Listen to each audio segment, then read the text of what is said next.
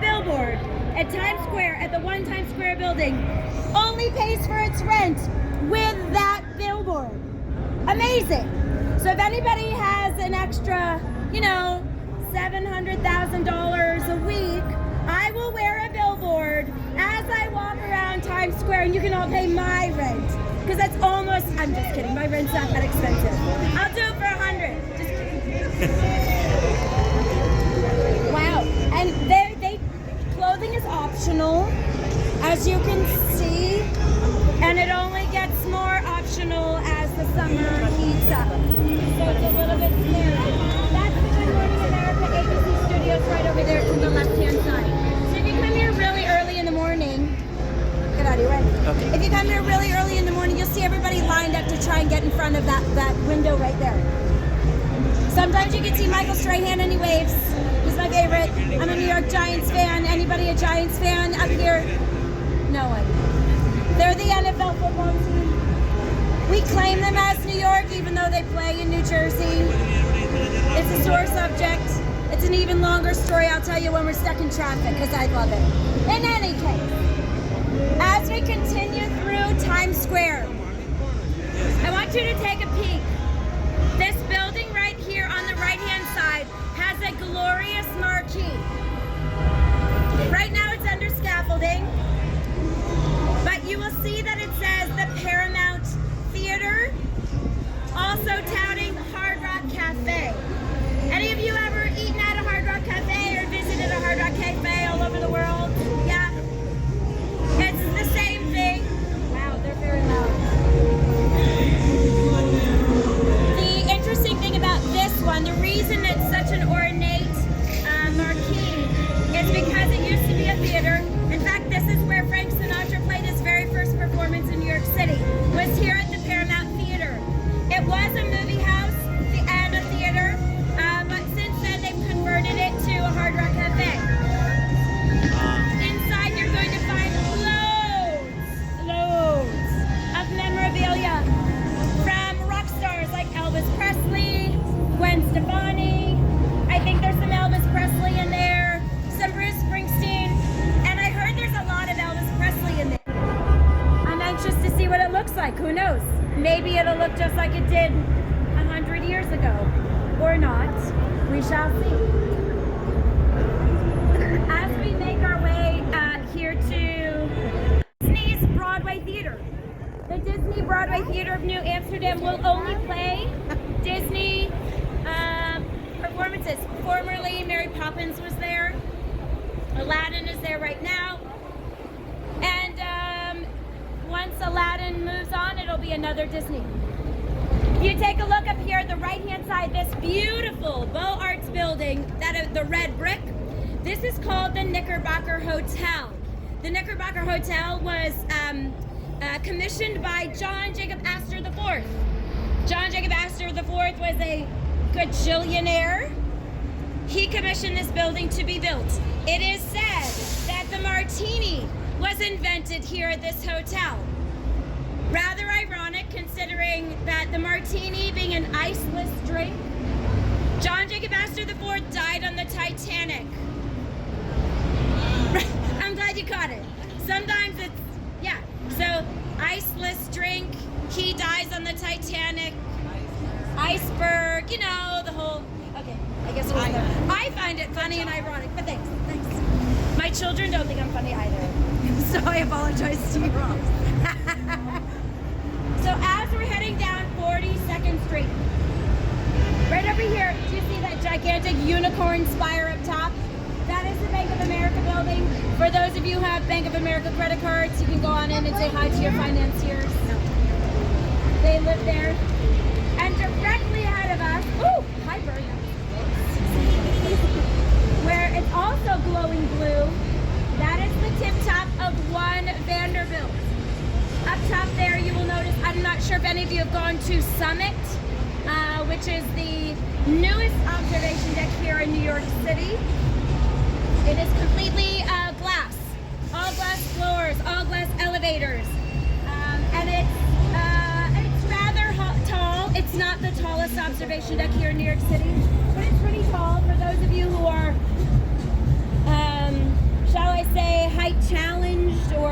I don't like to say fear, but if you've got if it makes your skin itch to be up there, lots of anxiety, probably don't go up there because it is all glass.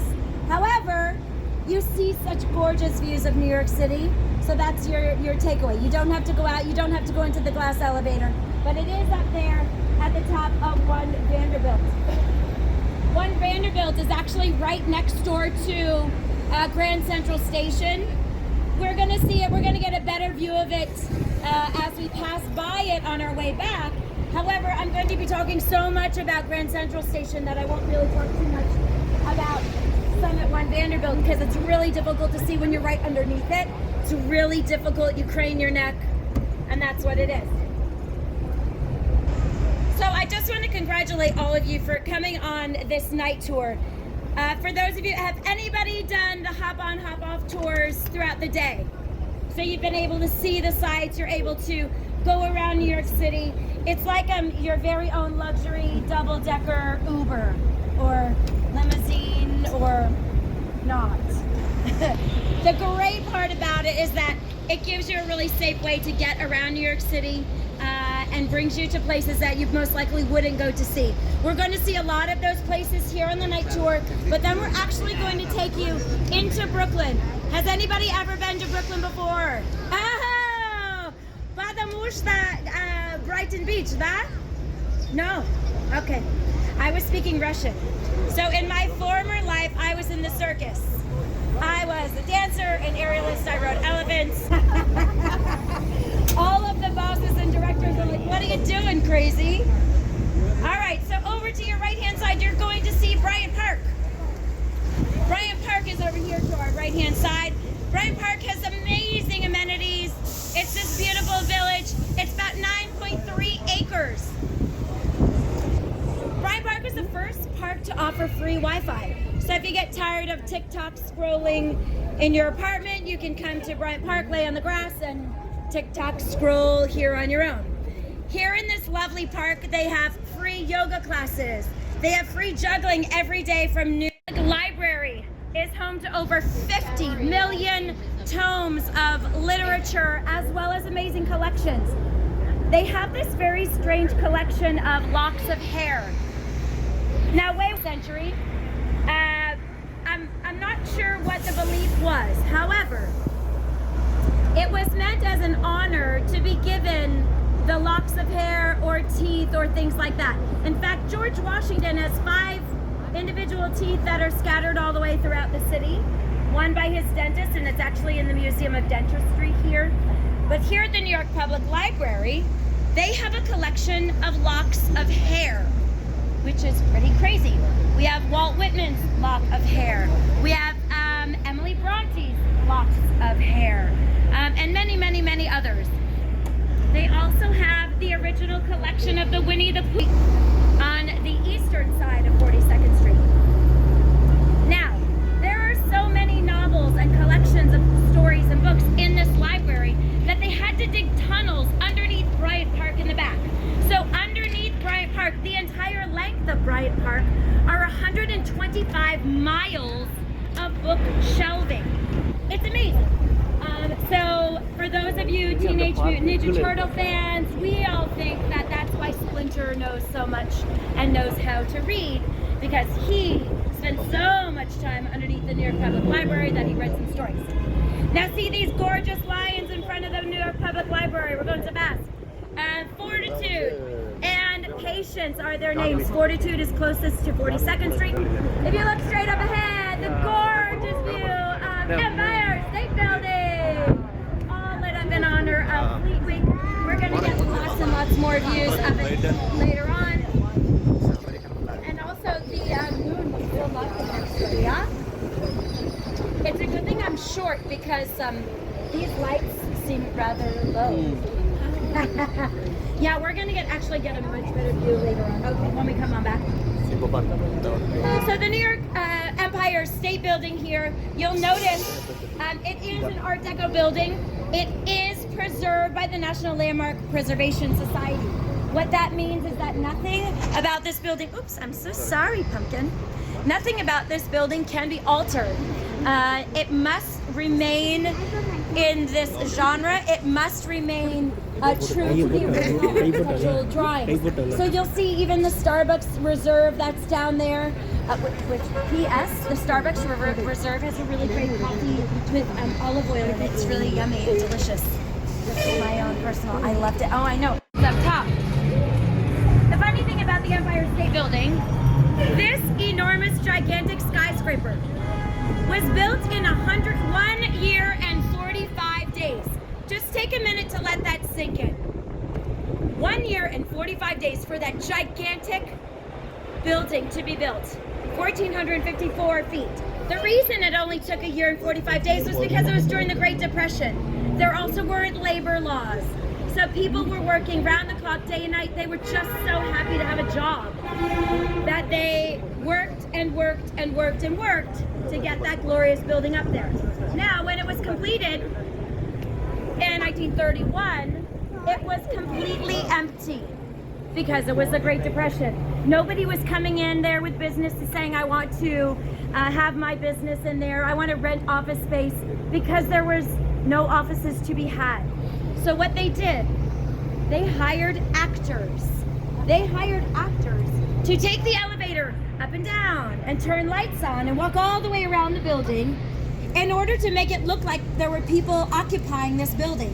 Because remember, 1931, all of these buildings weren't that tall. This was a part of the race to the sky, to being the tallest skyscraper in the world, and it was for many, many, many years. Till about 1971, when the original World Trade Center towers were built. But it was virtually empty, and it earned itself the nickname the Empty State Building, which is really quite apropos, because it certainly was.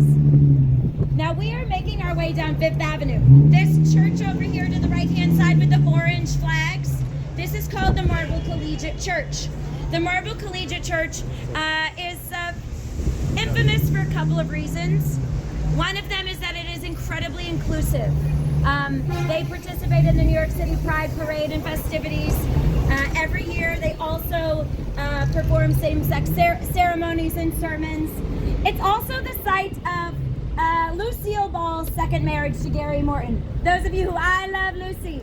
Lucy, I'm home. Does anyone know I Love Lucy? Okay, I'm dating myself here. Well, I Love Lucy. She was married there to Gary Morton.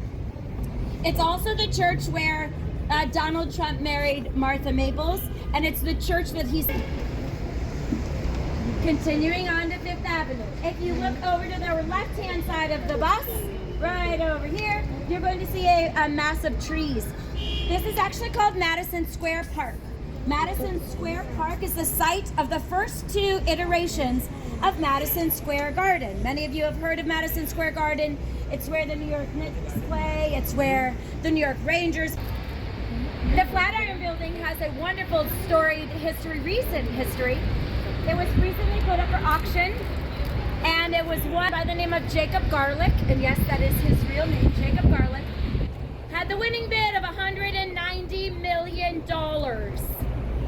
Now, Jacob Garlick was supposed to put down the down payment of $19 million, and he missed that deadline. Went back on the auction block, and I believe it sold for $160 million. So it is now not ownerless.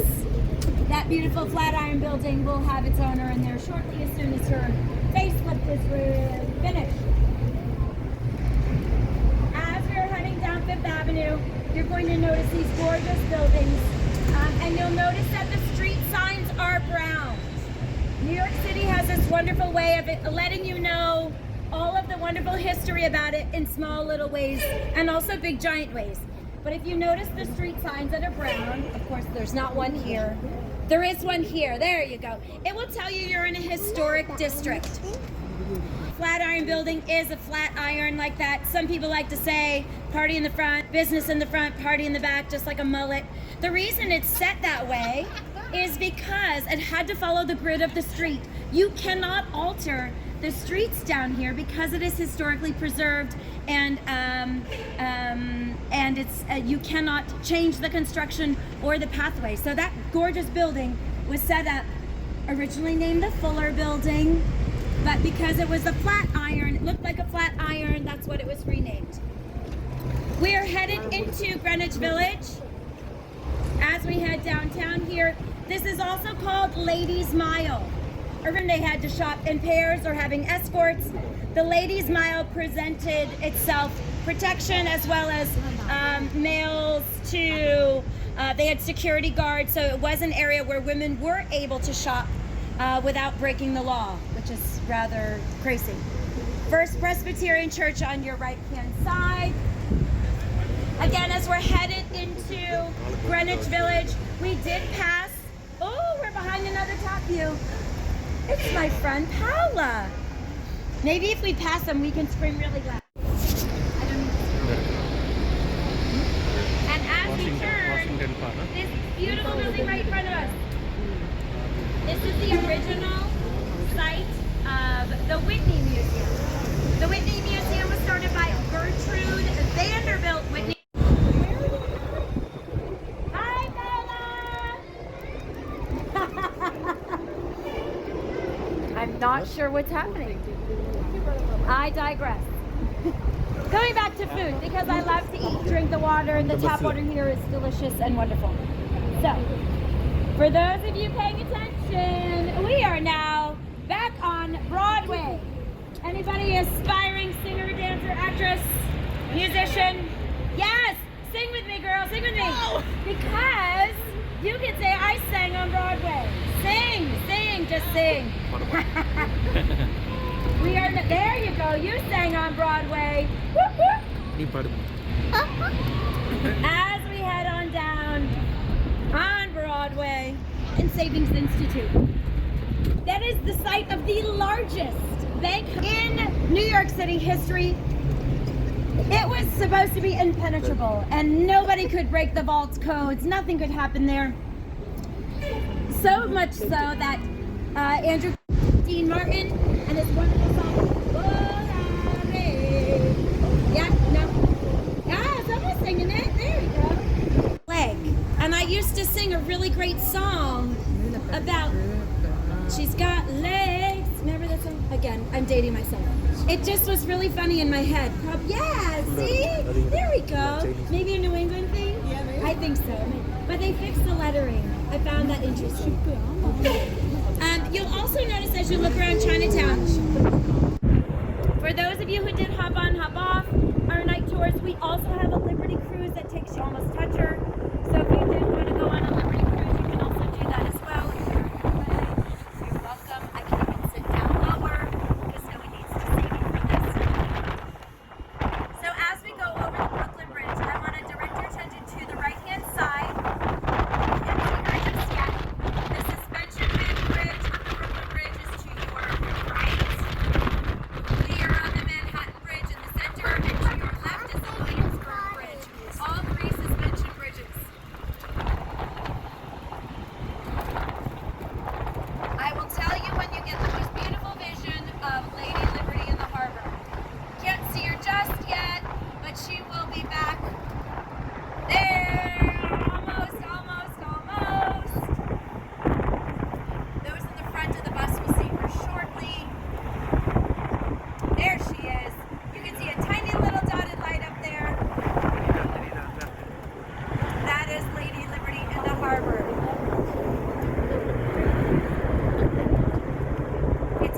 She's kind of hidden by those cranes. If you look down below to the right-hand side of the bus, you're going to see a it's a clear glass box. It's called Jane's Carousel. It does house a very famous carousel that was transplanted here from a very wealthy family in Ohio. And they decided to bring it here and cover them up because they were realizing that the water from the East River was actually paint that makes them rough for that beautiful carousel.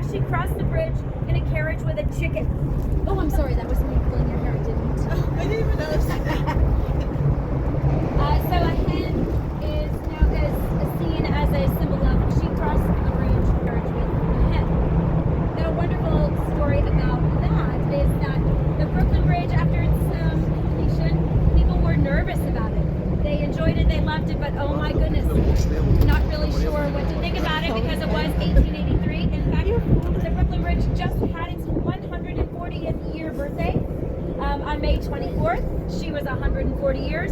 She was originally built to last 200 years, so we're getting close. That giant spire up there to the left-hand side of the bus is One World Trade Center. The height of One World Trade Center, for those history buffs again, is 1,776. The significance of 1776 is not lost. That was the year of our independence. It is the tallest building in New York City and will forever remain in New York City due to the